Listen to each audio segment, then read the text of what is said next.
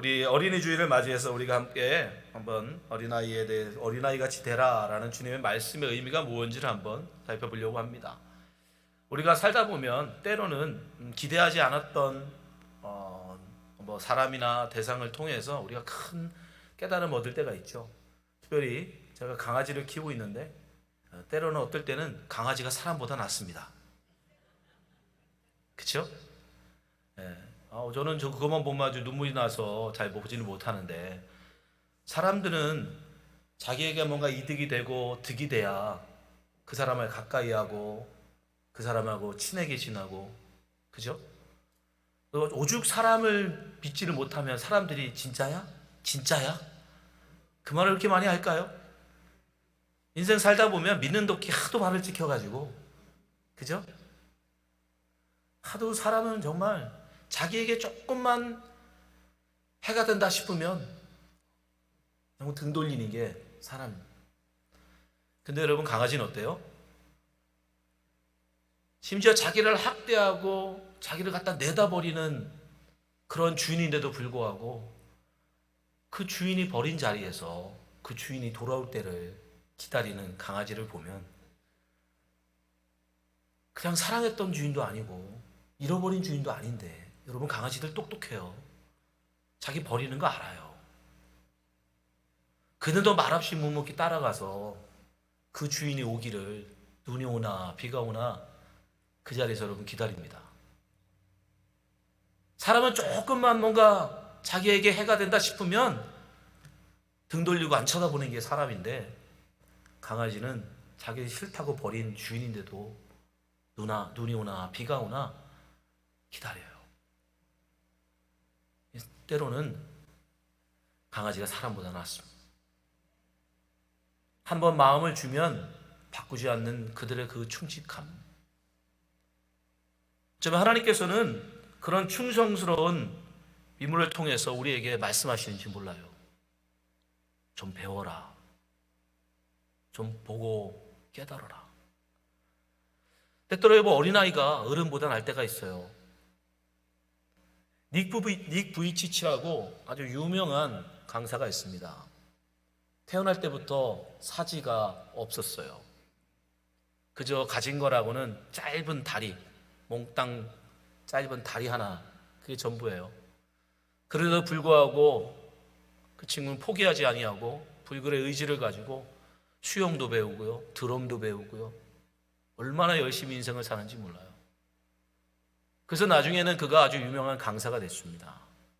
그래서 전국을 다니며, 전국이 아니죠, 전 세계를 다니며 그가 강연을 하는데, 강연을 끝나고 나면 그 닉부치는 꼭 사람들과 이렇게 허그를 했다고 그래요. 근데 영상을 한번 이렇게 그 허그를 하는 영상이 나오는데, 한 6살 정도밖에 안 된 여자아이인데 닉부이치 앞에서 머뭇거리는 거예요. 그래서 옆에 또 엄마가 재촉을 해요. 빨리, 이 사람들 많이 기다리는데 아가 빨리 하자, 빨리 허그하고 가자. 그랬더니 이 어린아이가 어떻게 하는 줄 아세요? 자기 손을 뒷짐지는 거예요. 그리고 와서 몸을 갖다 대요. 다른 사람들은 다 그냥 손을 안아서 일반적인 사람처럼 허그를 하는데, 이 아이는요, 닉부이치는 손이 없잖아요. 그러니까 자기 같이 동질화 시키는 거예요. 어른들은 전혀 생각하지 않아요. 나는 팔이 있으니까, 허그는 팔로 하는 거니까. 근데 그 어린아이는 나는 팔이 있는데 저분은 팔이 없네? 어떻게 허그하지? 자기 팔을 감추. 나도 당신과 같이 팔이 없습니다. 때로는 어린아이 생각이, 여러분, 어른보다 나아요.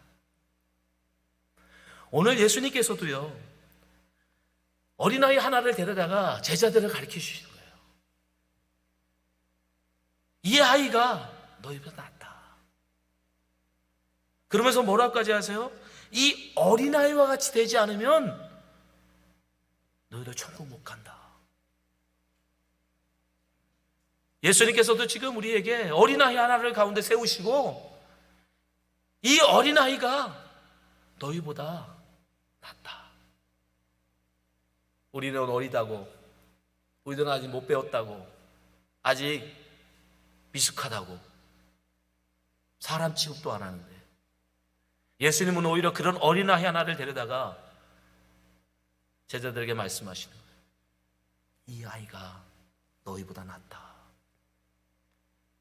과연 뭐가 이 어린아이가 이 제자들보다 낫다라고 말씀하시는 걸까요? 여러분, 이건 단순히 제자들에게 하시는 말씀이 아니에요. 이 시대에 우리에게도 말씀입니다.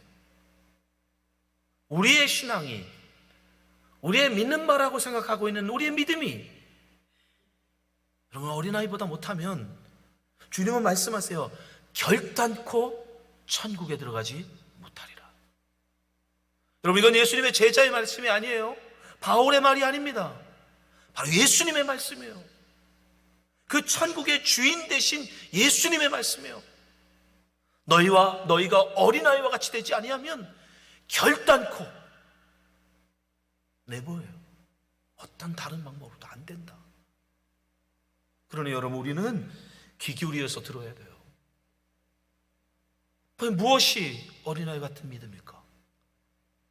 무엇이 예수님께서 우리에게 어린아이 같이 되라고 하시는 말씀의 진리일까? 첫 번째, 이 어린아이 같이 되라고 하시는 예수님의 진리는 겸손한 자가 되라는 것입니다. 겸손한 자. 이건 예수님께서 직접 말씀해 주신 거예요. 4절 말씀 보세요. 그러므로 누구든지 이 어린아이와 같이 자기를 낮추는 사람이 천국에서 큰 자니라. 왜 예수님께서 어린아이를 데려다가 자기를 낮추는 겸손한 자로서 제자들에게 보여주십니까? 제자들은요, 지금 예수님이 이제 예루살렘에 올라가시면 예수님의 나라, 예수님의 왕국, 그 왕국을 세울 건데, 야, 그 왕국이 세우면 나는 거기서 어떤 자리 주실까? 예수님이 그 왕국을 세우시면 우리에게 어떤 자리를 주실까? 누구를 국무총리 시킬까? 누구를 국방부 장관 시켜줄까? 제자들은 거기에 마음이 있었어요. 예수님이 무엇을 위해서 천국에 예루살렘에 올라가시는지 거기에는 관심 없어요. 자기들이 3년 동안은 열심히 예수님을 따르고 예수님을 섬겼으니까 분명히 예수님께서 자기들에게 한 자리 주실 것이다. 이미 제자들은 거기에 마음이 있어요. 근데 제자들이 그렇게 자기의 지분을 요구하는 이유가 뭡니까? 여러분, 여기 굉장히 중요한 시각차가 있어요. 제자들은요, 이미 예수님이 세우시는 왕국, 천국에 자기들은 들어간 사람이라고 생각해요. 그렇죠? 1절 말씀 보세요. 1절이 뭐라고 그래요? 그때에 제자들이 예수께 나와 천국에서는 누가 크니까? 이미 자기들은 천국에 들어간 사람들이야. 이미 자기들은 예수님의 왕국에 지분이 있다고 생각하는 거예요. 당연히 예수님이 천국을 만드시면, 하나님의 나라를 세우시면 당연히 나는 들어가겠지. 그때 예수님 말씀이 3절에 뭐라고 하세요? 3절, 진실로 너희에게 이르노니 너희가 돌이켜 어린아이들과 같이 되지 아니하면 결단코 천국에 들어가지 못하리라. 제자들은 이미 자기들이 한 게 있으니까, 자기들이 예수님을 따라다녔으니까 그거를 빌미로, 그걸 근거로 나는 천국에 지분이 있다. 그런데 거기서 나는 얼마큼 나에게 큰 상으로 주실까? 이미 자기들은 천국에 들어간 사람들이에요. 이미 자기들은 천국에서 상 받을 사람이라고 생각하고 있어요. 근데 예수님은 뭐라고 하세요? 결단코 천국에 들어가지 못하리라.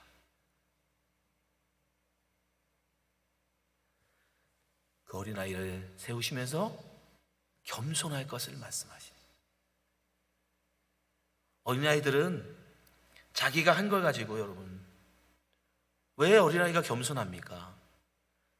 어린아이들은 자기가 한 걸 생색내지 않기 때문이에요. 무슨 저의를 가지고, 무슨 목적을 가지고, 무슨 뜻을 가지고 뭐를 하지 않기 때문이에요. 그러나 어른들은 이해 타산으로 움직입니다. 나에게 요만큼이라도 득이 될 것 같으니까 하는 거예요.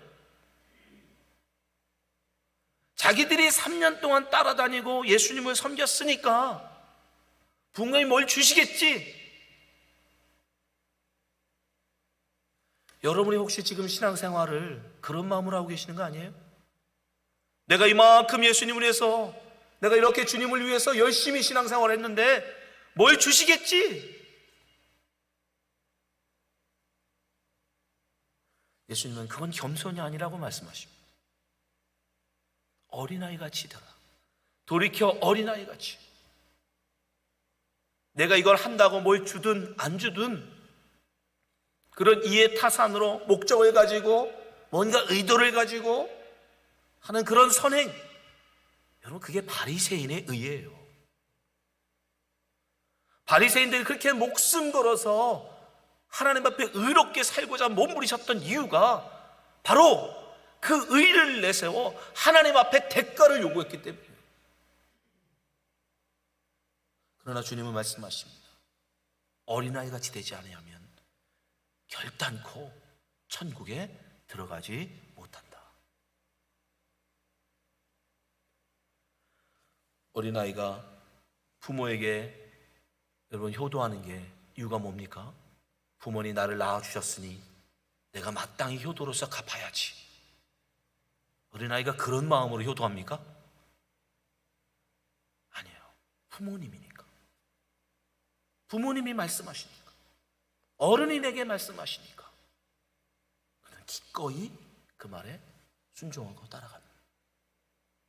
여러분이 주님 앞에 예배하는 것, 주님 앞에 헌신하는 것, 그 모든 것들이 주님이 나를 구원하신 그 은혜가 너무 크고 감사해서 여러분 기쁨으로 터져나오는 반응이어야 돼요. 그것이 진정한 예배고 그것이 진정한 헌신인 것입니다. 내가 당연히 그걸 받아야 될 것이라고 생각하는 제자들처럼 여러분 생각하면 우리는 주님으로부터 이 말밖에 듣지 못해요. 돌이켜 어린아이 같이 되지 아니하면 결단코 천국에 들어가지 못하리라. 사랑하는 성도 여러분, 우리 어린이 주일을 맞이해서 다시 한번 여러분 이 주님의 말씀을 되새겼으면 좋겠습니다. 여러분의 자녀를 바라보세요. 여러분의 주변에 있는 아이들을 한번 바라보세요. 그들이 무슨 목적을 가지고 내가 이거 하면 엄마가 용돈 많이 주겠지? 그런 의도를 가지고 부모께 순종합니까? 아니에요. 그들은 예수님은 그것을 겸손이라고 말씀하십니다. 누가복음 17장에도 보면 예수님께서 우리가 주의 일을 했다고 천국에 가서 우리가 뭐라고 대답해야 되는가? 주님은 이렇게 말씀하세요. 명한 대로 하였다고 종에게 감사하겠느냐?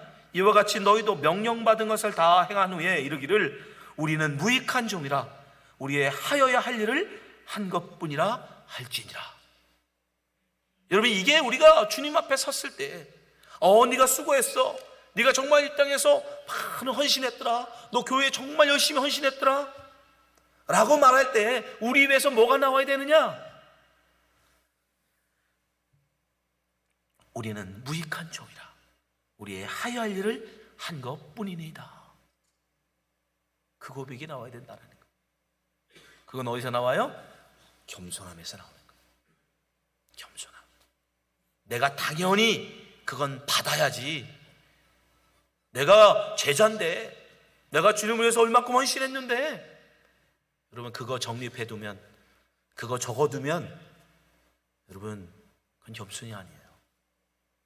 당연한 것으로 인정하고 내가 뭐라고 나를 이렇게 충성되이 여겨 내게 직분을 맡기시는가? 내가 건강을 주셔서 어떻게 내가 이렇게 헌신할 수 있게 해주시는가? 모든 게 은혜다. 그렇게 겸손하게 섬길 때에 주님은 그것을 기뻐하시고 그에게 상급이 있는 것입니다. 말씀 듣는 모든 성도님들이 정말 겸손하여 주님 앞에 상급받는 성도 되시길 주님을 축원합니다. 두 번째, 어린아이같이 되라고 하시는 말씀은 무엇을 의미하는가? 바로 그것은 순종하는 자가 되라는 말씀이에요. 순종하는 자가 되라. 오늘 여러분 2절 말씀에 보면요,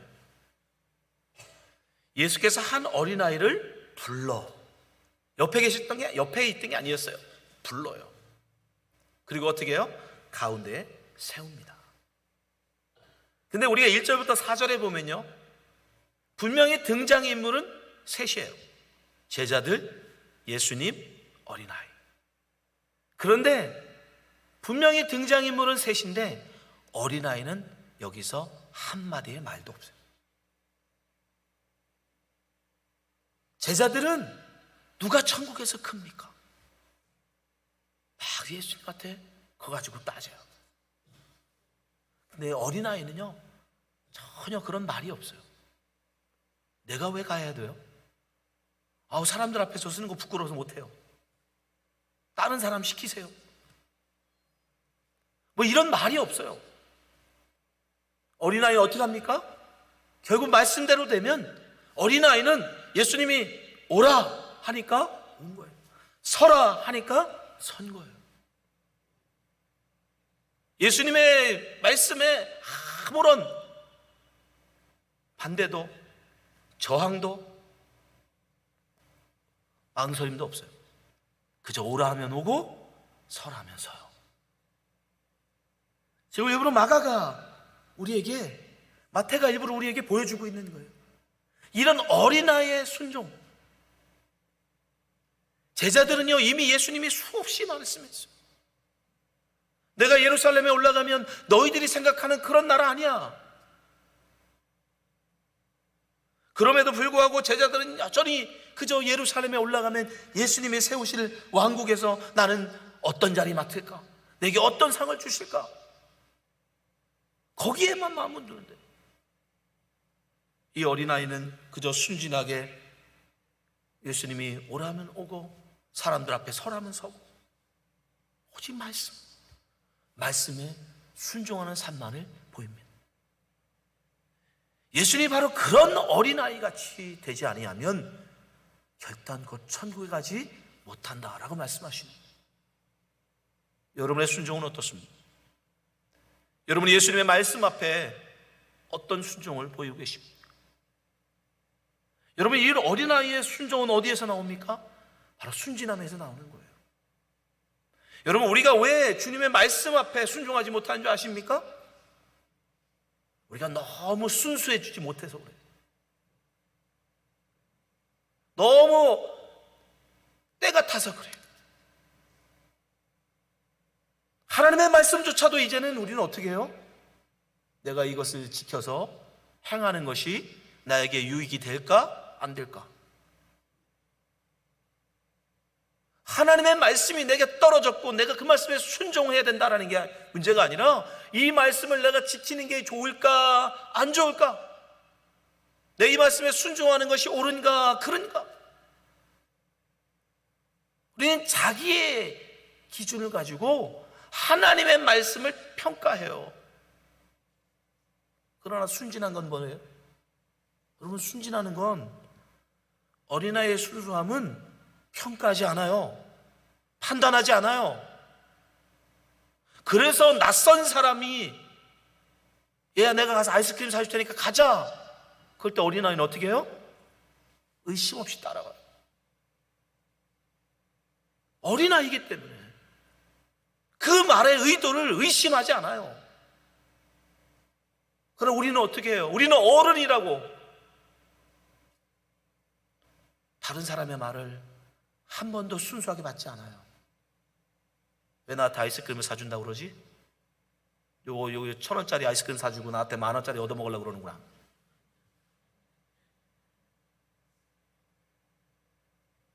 우리는 의도를 의심합니다.